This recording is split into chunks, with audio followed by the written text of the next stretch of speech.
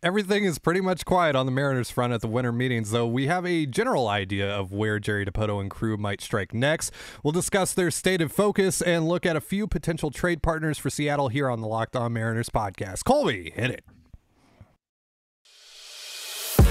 You are Locked On Mariners, your daily Seattle Mariners podcast. Part of the Locked On Podcast Network, your team every day. It is Tuesday, December 6th, 2022. This is Ty Gonzalez and Colby Ndipo for the Locked On Mariners podcast. Thank you so much for making us your first listen. Subscribe, like, and turn on alerts if you're watching on YouTube, or subscribe and leave a 5-star review on your preferred podcast platform if you like what you hear. And if you want to hear from us even more, please consider signing up for our Patreon. The link, as well as our social accounts, is in the description below.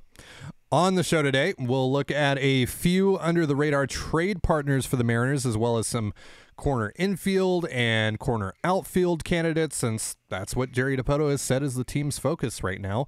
Ryan Divish of the Seattle Times has also offered his 2 cents on what Bryan Reynolds might cost and what the Mariners would be willing to part with in a potential deal for Reynolds. So we'll talk about that a little later on. We also had another report from a Pirates writer with regards to the Mariners and Bryan Reynolds that we'll maybe also talk about a little bit. Pretty much just goes in line with what Divish said today on 710 Seattle Sports. So we'll get into all of that. But before we kick things off here with our under-the-radar trade partners for the Mariners, thank you guys so much for really coming through. Yesterday, we put out a challenge to you guys. We have one last goal that we're trying to meet before our multi-tiered baseball card giveaway ends on Thursday. That is 3,000 followers on Twitter. And once we get there, Colby will be giving away his Jared Kelenic signed card. And we were 117 followers away as of yesterday when we put out yesterday's episode and asked you guys to start following. And now I think we're about 10 away, something like that. So we're really close. Thank you guys so much. And yes, this smug SOB is going to be giving away his Kelenic card, his Raleigh card, his Trammell card, and his Dollard card to you guys. And we're going to be announcing those winners on Thursday. I do it for you guys. You're welcome. Mm-hmm. And I do nothing, of course. No, actually, I do. Because Ty hates you. I do have plans. I do have plans for some giveaways. I got some stuff. That's going to be coming your guys' way probably in a couple months. Like, don't want to do it right after we just did this giveaway, right? Like, no, we don't want to spoil you guys. We don't want to spoil you guys too much, right? I mean, it is the holidays, though. It is the holidays. Maybe there's a little Christmas thing we could do. Who knows? Let us know in the comments below if you want us to do that. Yeah. That I will do. I will provide this time. You've done enough, Colby. You saint. First time right? for everything.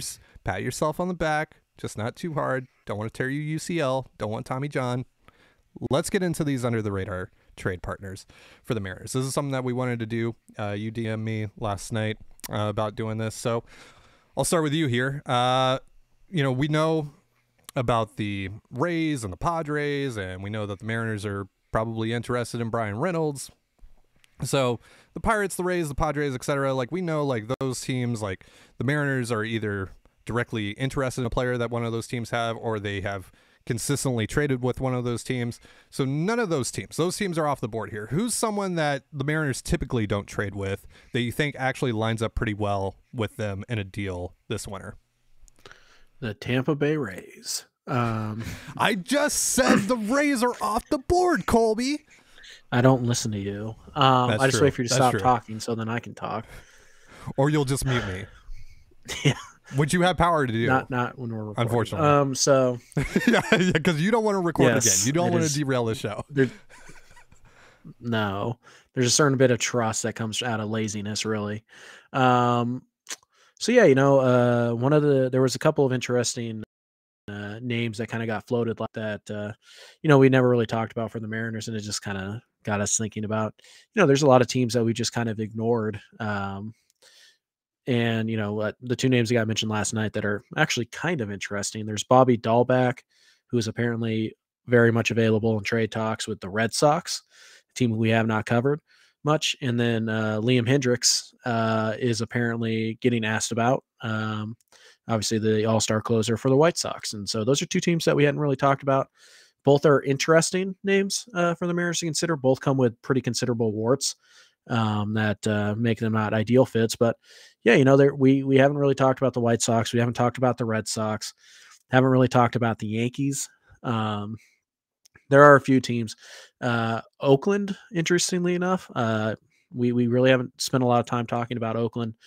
So yeah, there are quite a few teams that we've kind of more or less ignored, either because of positional need or trade fit or things like that. But we know more than we did, 2 weeks ago. So there are probably some more teams we should be talking about. So the White Sox are really interesting. Hendricks is still making quite a bit of money. And that's really the interesting part, is if the Mariners, for instance, were willing to take on Hendricks's remaining contract, what else could they get along with him? Could they also take on the money of Lance Lynn, who's pretty good when he's healthy, pretty dang good, would round off that rotation very nicely. Lucas Giolito, who's coming off of a really bad year, but is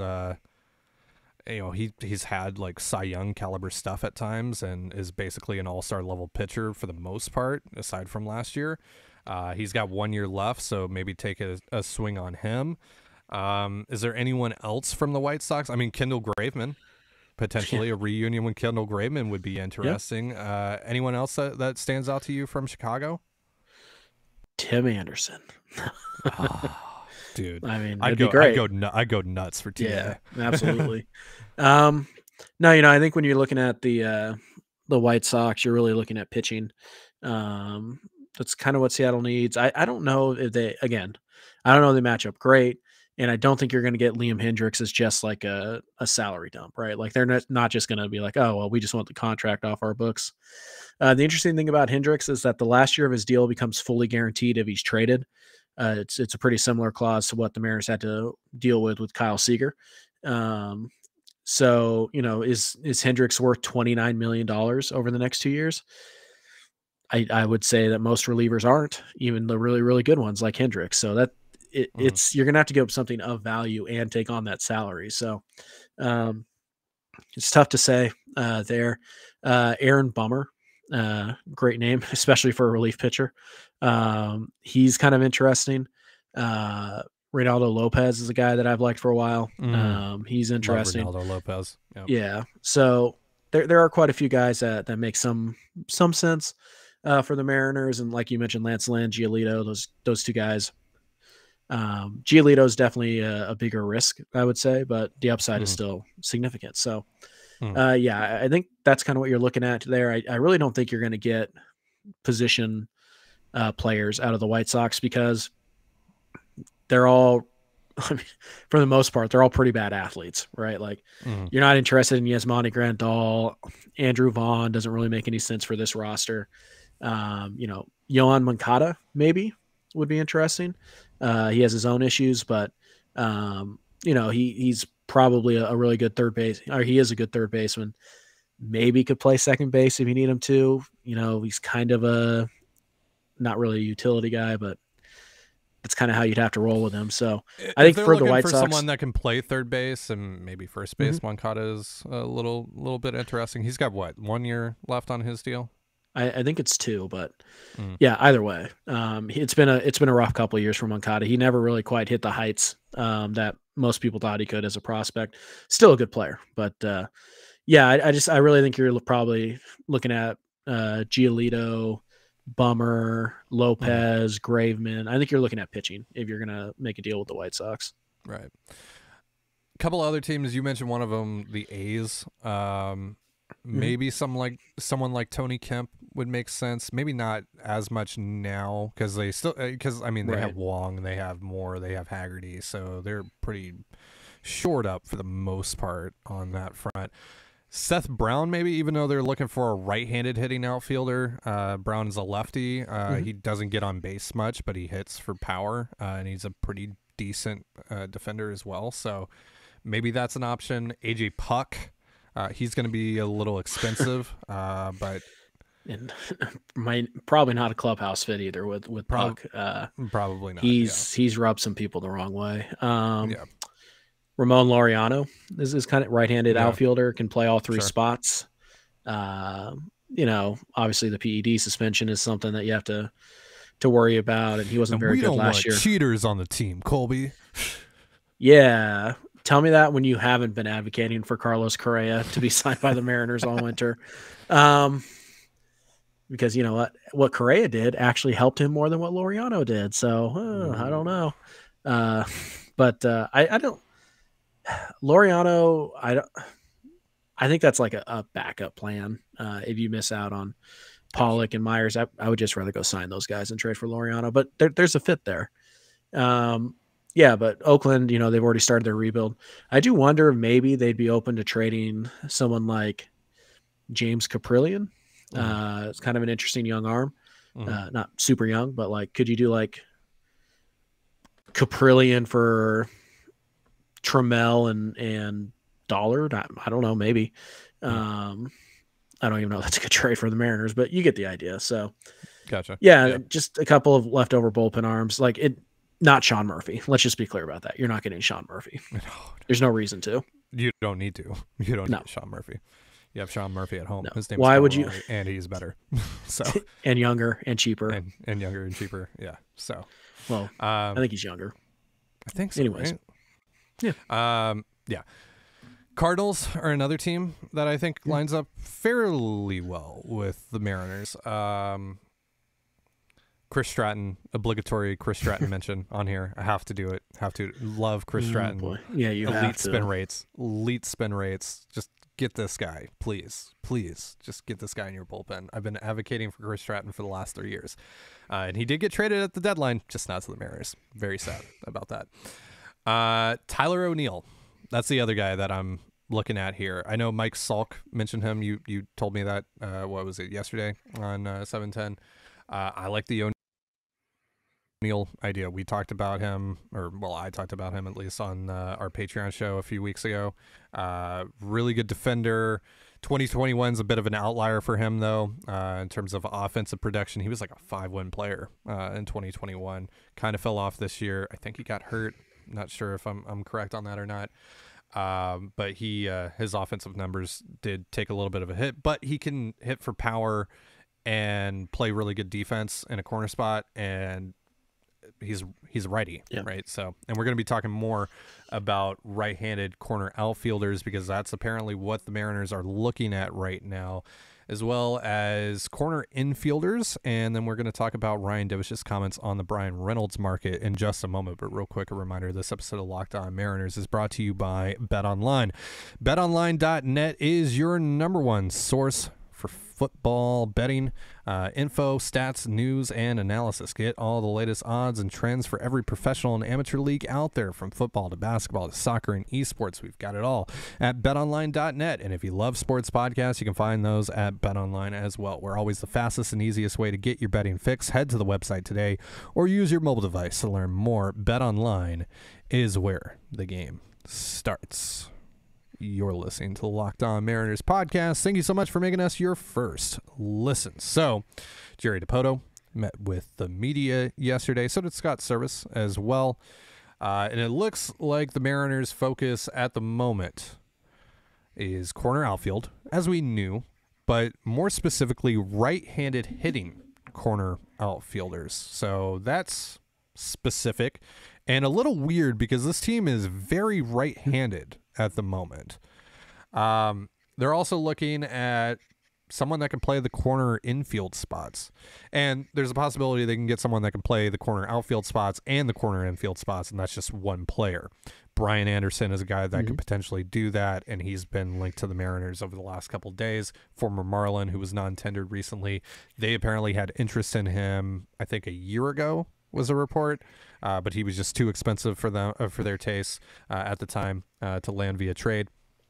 Option. He's a guy that's been oft injured, though, especially as of late. So, and he hasn't produced the way you would hope at the plate. But it's an interesting shot to take if that is the route that they go.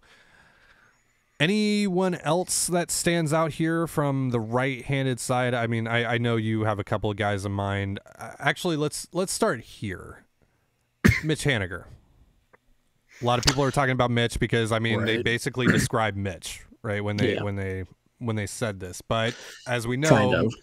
Mitch has been apparently getting offers that are 3+ years, according to Buster Olney, around $15 million AAV.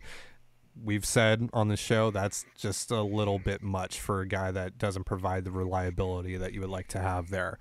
So, but if you're able to work something out with Mitch, is that the preferable option for you here, or is it the other two guys that I think you're going to be mentioning here?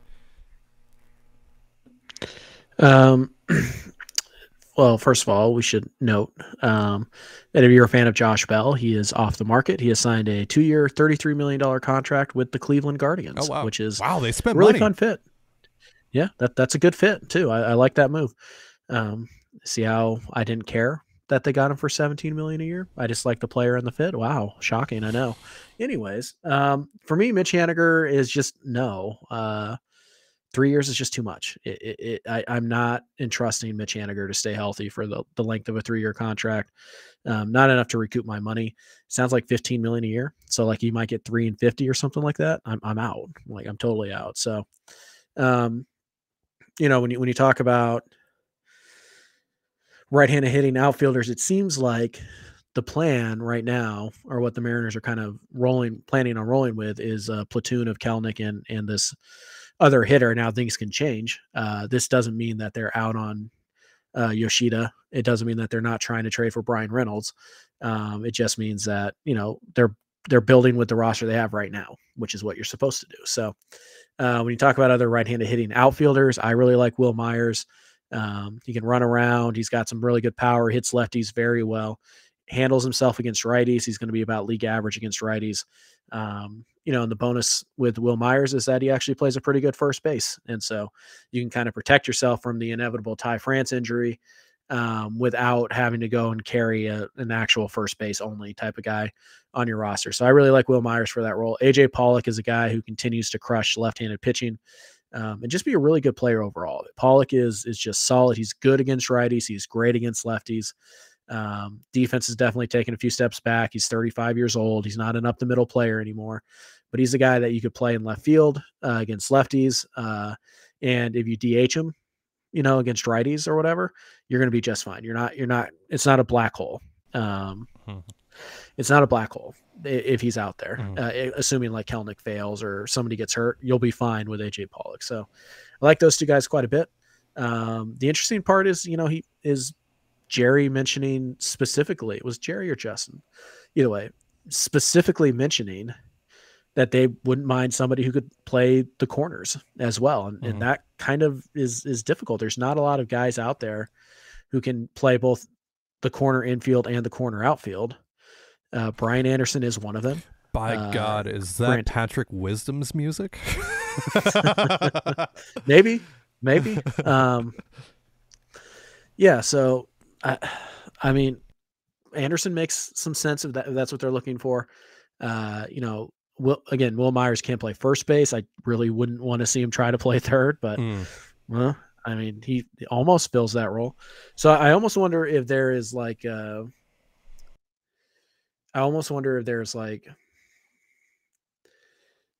a guy who maybe hasn't played a ton of outfield, but has played a lot of infield, that they think they can get to be playable in left field. And maybe that's a guy like, Brandon Drury, who I know you like. So it's interesting again, the right hand, maybe it's somebody we talked about at the beginning of the show or mentioned at the beginning of the show. Maybe Bobby Dahlback, the local kid from Seattle is somebody who makes some sense against lefties and can play third base and first base. And actually, has even gotten a little bit of experience at second base and shortstop. So maybe they're interested in that, but yeah, the right-handed hitting or the corner infield thing was especially interesting. So Brandon Drury makes so much sense for this role. He makes so much sense because they can also DH him. He's probably not a second baseman, but he can play third, and I'm sure he can play first. I think he's played a little bit of first. I think real fast on Drury. I think there are times like against a left-handed pitcher, good left-handed pitcher, you could get away with Drury as second base and Dylan Moore at shortstop and be fine. Like he's not great at second base, but you can play him there without killing yourself for, a couple of games. Right. It's not a huge deal, but I know the whole thing about like, oh, well, he played a great American ballpark and it does, such great things for hitters and all that. Yeah, I get that. I totally get that. And he did fall off a little bit once he went to San Diego. However, there are legitimate changes that he made to his swing profile that suggests that he is a different player, that he's not the fringe major leaguer that he was before last season. I think he is a legitimate major leaguer at this point. And maybe he's better suited for more of a bench role than, what he was playing in Cincinnati. He's probably not a guy that needs to be playing 140, 150 games a year, maybe more so like 120, so, and you can DH him, you can play him at third.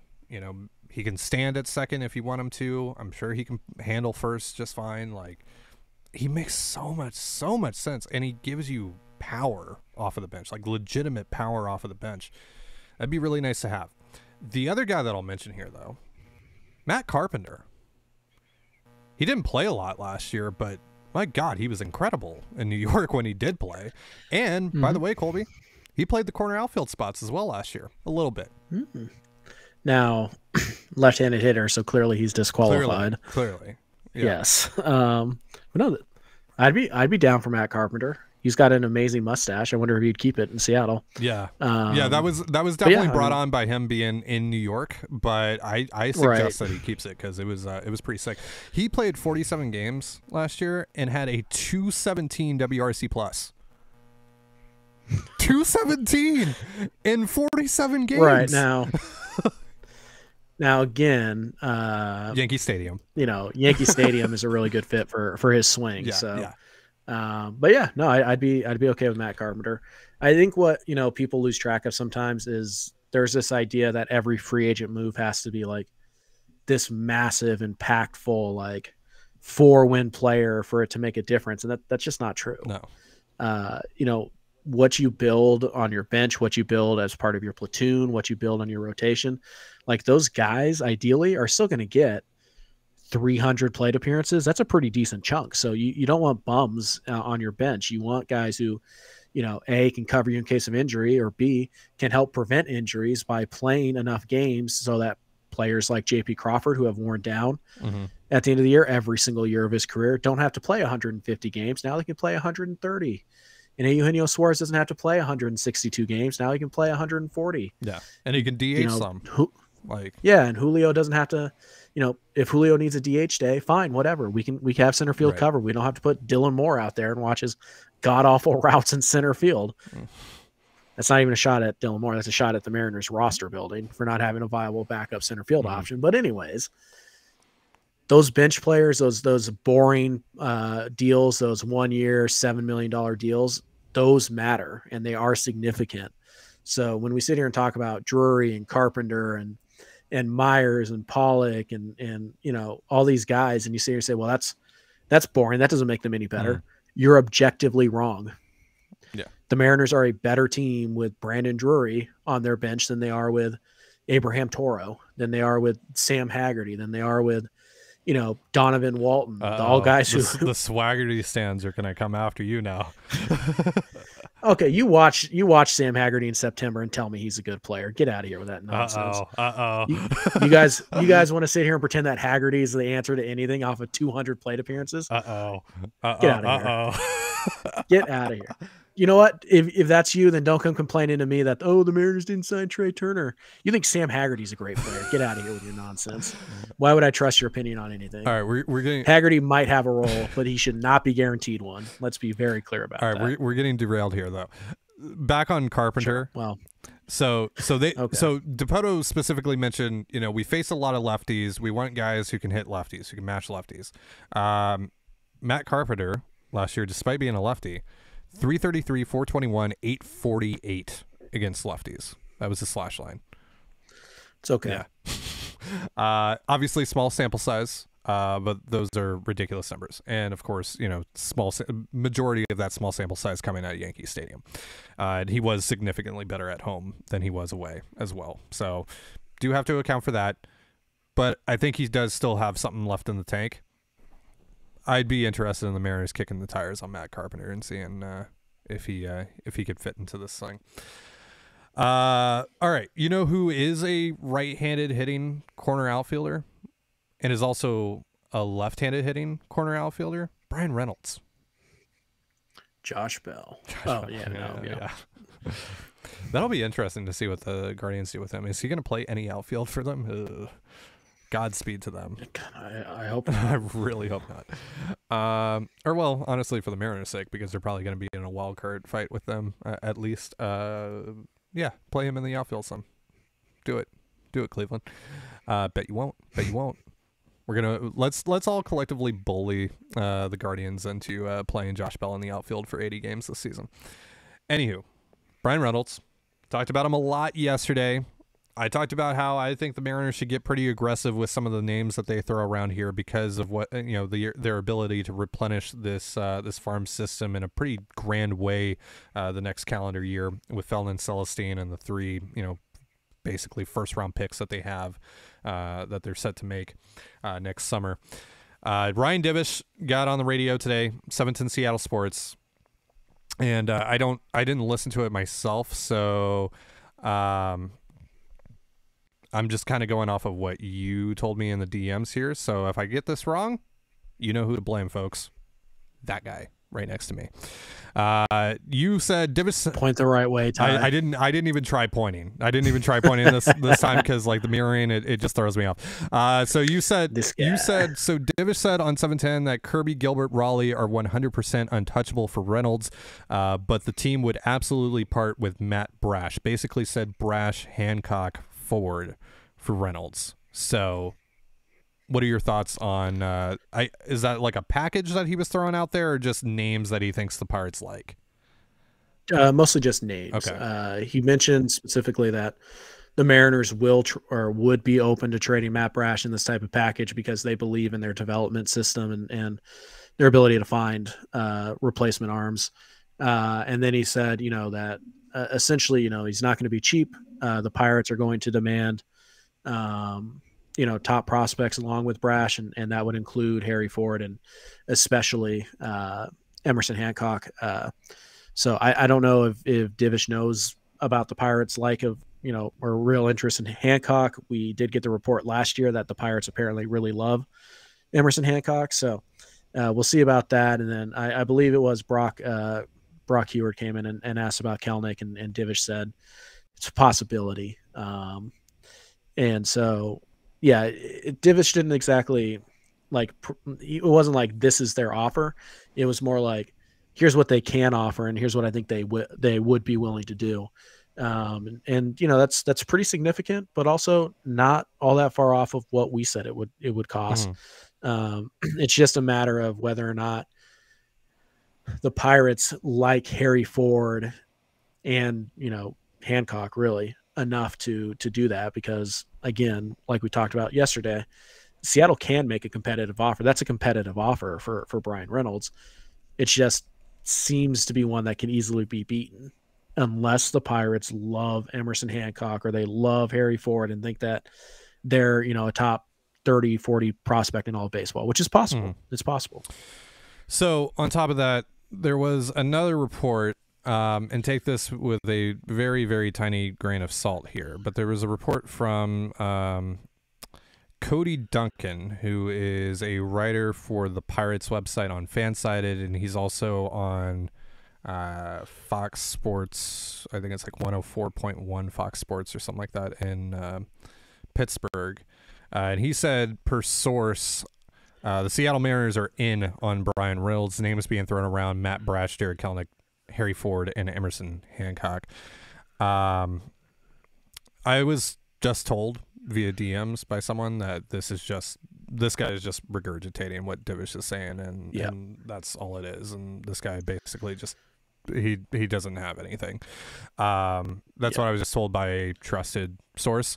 So I wouldn't put too much into that, but he does work for a radio station in Pittsburgh, so maybe he's heard something on the very slight chance. But at the end of the day, I mean, that just like it makes sense, right? That's just kind of a blanket statement. That's like we could say that too, right? We could go on Twitter and be like, per source, yeah, the Mariners are in on Bryan Reynolds, and yeah, Matt Brash could be of interest, of course, because we could piece it together based off of what we know. We know the Mariners love Bryan Reynolds. Yep.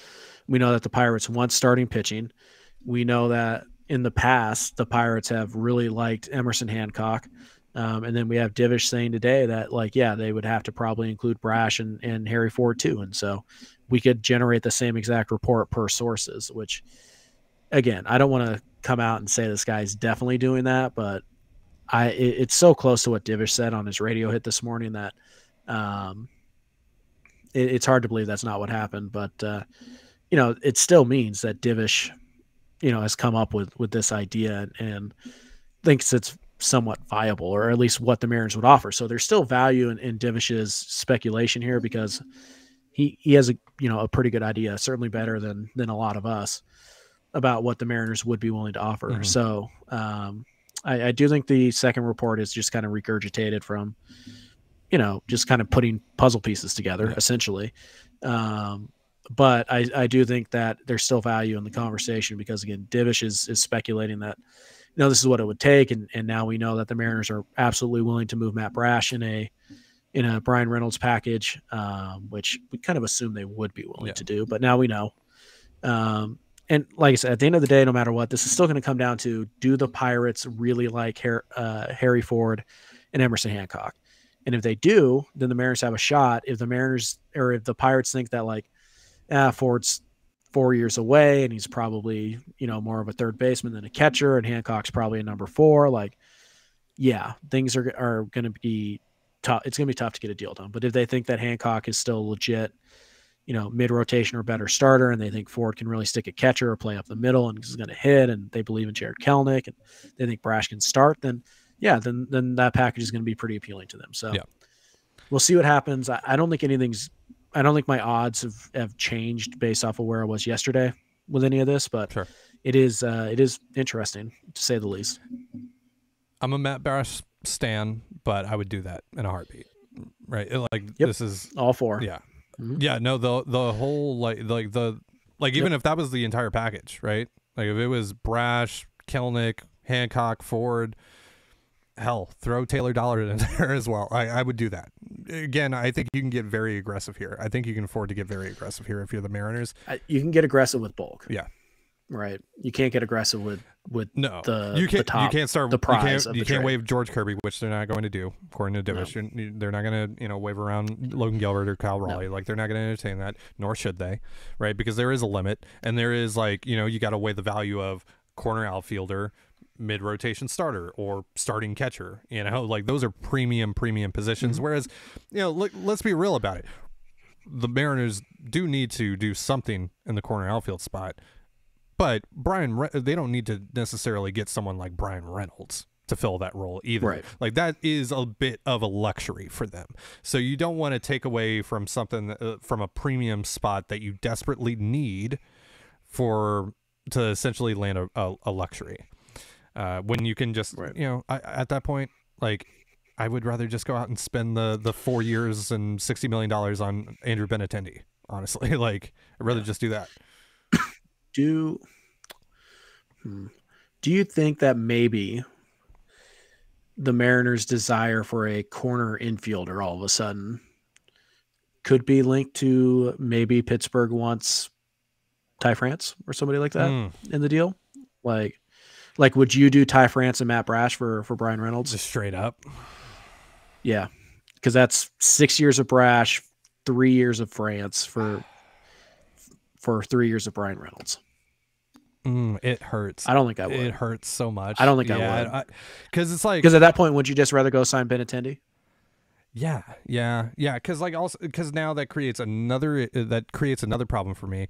That takes away a very affordable and productive player from a spot where I'm probably going to now have to soak some money into to fill that vacancy. I traded like a number 5 or number 6 hitter in a good lineup and a high leverage reliever for a number 3 hitter. Yeah. Like, did you really get better? I mean, maybe Eugenio Suarez, but third base is really tough to fill, and Suarez is an older player, so probably not. So, yeah, and Suarez is such a good clubhouse fit and all that stuff. Like, there's more that goes into it just beyond the what the player gives you on the field as well. And so, Ty is advocating for trading Ty France and J.P. Crawford. Matt Brash. I saw a lot of you on Mariners Twitter quickly giving up on J.P. Crawford. As soon as MLB Nerds tweeted about Trey Turner, it was like, oh yeah, I'm done playing with you, J.P. Crawford. Bye bye, buddy. You know who you are. You all owe J.P. Crawford an apology, folks. For shame. For shame. All right. But anything else you want to add before we hop out of here? We're on the Ty France for Bryan Reynolds bandwagon. Straight up, obviously a deal Pittsburgh would definitely do. We are not. A first baseman for an all-star. He is.